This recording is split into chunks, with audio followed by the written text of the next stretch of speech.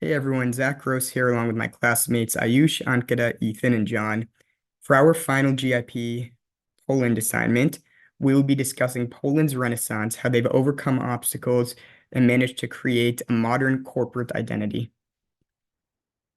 We'll kick it off with an intro where Poland was, where they are today, where we think they're going, political ideology, business environment, broader integration into the world, and what attributes we believe had led Poland to where they are today, as well as will shape their future identity.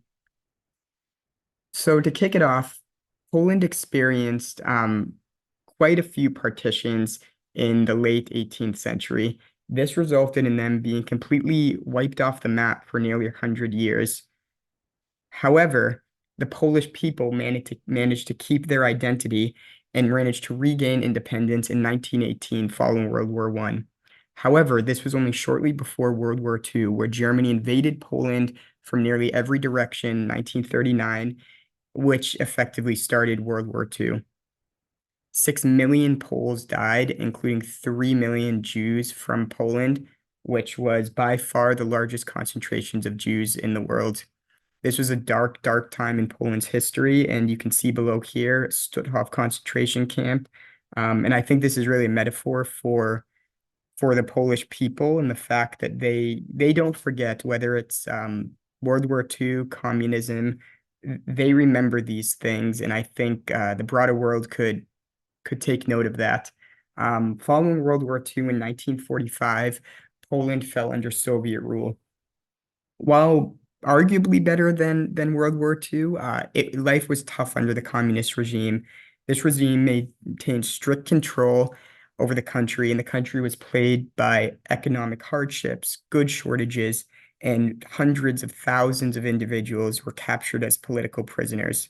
Below, you can see what an apartment would have looked like at the time, with propaganda, and you can see the picture of Karl Marx.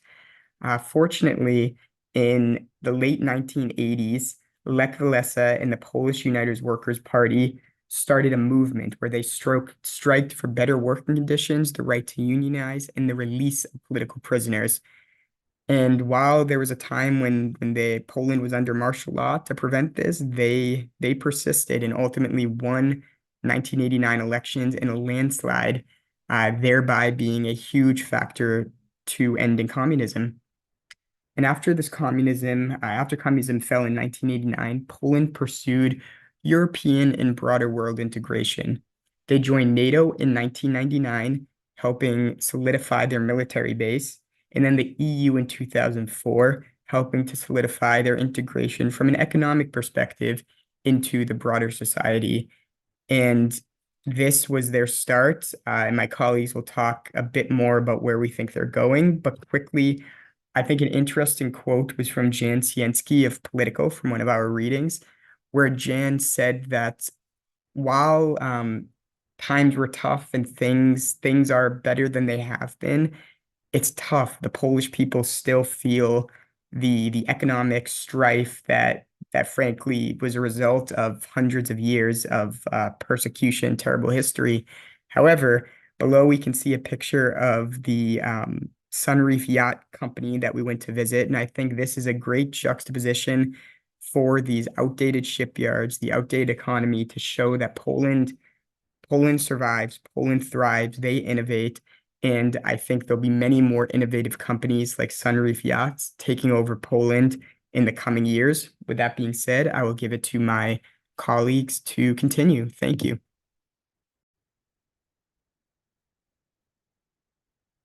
Hi, this is John. I'll speak about the politics of Poland from three perspectives: historical alliances, political differences between Poland and Ukraine, and the current political environment.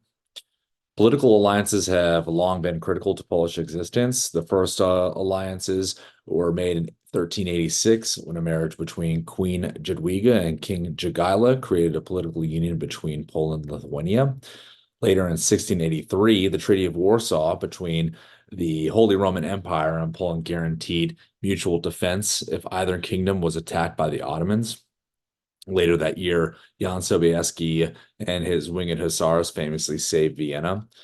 And fast forwarding to 1939, the Franco-Polish alliance demanded that France come to the Poles' aid after Germany invaded Poland. And then in 1999, Poland joined NATO after it saw a need to defend against a Russian threat. So one of the highlights for me during the trip was the panel discussion at the Vodka Museum, during which the panelists spoke about the vastly different post-Soviet outcomes for Poland and Ukraine.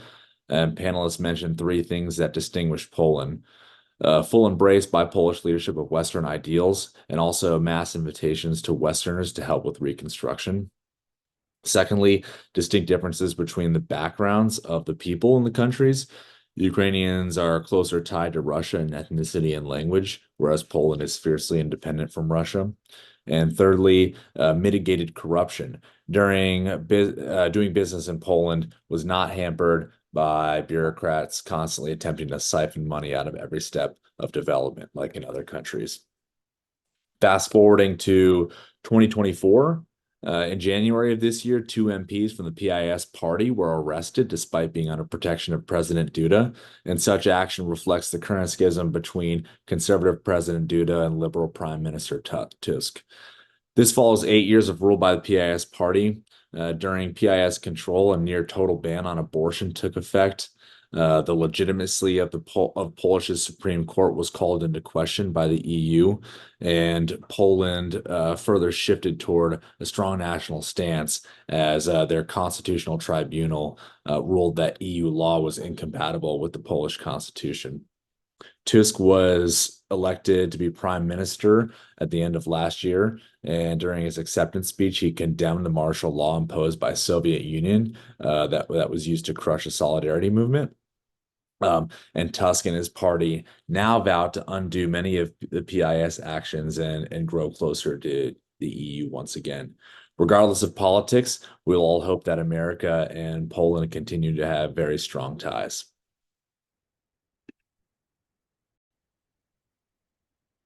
As mentioned in the intro, Poland has had a long, painful history, having experienced both disappearing and then reappearing borders, as well as multiple atrocities perpetrated by both German and communist Russian oppressors. Nevertheless, Poland and its people have resisted and persisted. I was struck by a point that Kasha made while standing in Old Town Warsaw looking at this mermaid statue. The mermaid statue is the mascot of the city, but Kasha had said that the people of Warsaw felt that a phoenix rising from the ashes would likely be a better representation of the Renaissance that the country has gone through. This trend of Renaissance is perhaps best exemplified on our trip by the change in economic activity within the country. We learned in our class that Poland has historically been primarily an agrarian economy since the Bronze Age, reflected in the name of the country itself, Polska, which means field. As we learned from multiple company visits, Poland has transformed itself, shifting towards technology and innovation, exemplified best by our hosts at CD Projekt Red, who are the international makers of the bestsellers The Witcher and Cyberpunk video game series. As we learned from our friends Marcin and Jan at Alphabet and Trusted Twin, Poland's talent strategy has fully embraced technology, from the educational emphasis early on to corporate recruiting strategies, which has led to both a global growth of PE and VC money flowing into the country from abroad, as well as to the creation of innovation incubators. Poland used to be cited by multinational companies as a top talent destination for low-cost labor. Today, it's an up-and-coming source for some of the world's best tech talent. That can be professionals such as developers and programmers. Polish programmers consistently place towards the top of the list of programming scores. It was great to see this ecosystem humming and exciting to see this engine at work. The e-commerce infrastructure. Intel has established state-of-the-art semiconductor manufacturing sites, investing billions in R&D while collaborating with the universities and tech ecosystems. Boeing has set up engineering and research centers, partnering with the aerospace and defense industries to develop cutting-edge aircraft technologies. Beyond these MNCs, Poland has witnessed an influx of FDI, foreign direct investment, ranking as one of the top destinations in Europe. The skilled, cost-effective workforce, favorable policies, and strategic location is a gateway acts as a gateway between West and East that has attracted investors from around the globe. Simultaneously, the tech industry and venture capital scene has flourished, nurturing homegrown startups and success stories like CD Projekt Red, Techland, and Sunreef Yachts, showcasing Polish innovation and entrepreneurship to the world. While the Russia-Ukraine war has brought economic uncertainty and disruptions, Poland has demonstrated remarkable resilience. They've robustly supported Ukraine, both humanitarian and military, while adapting the businesses and workforce to these challenges.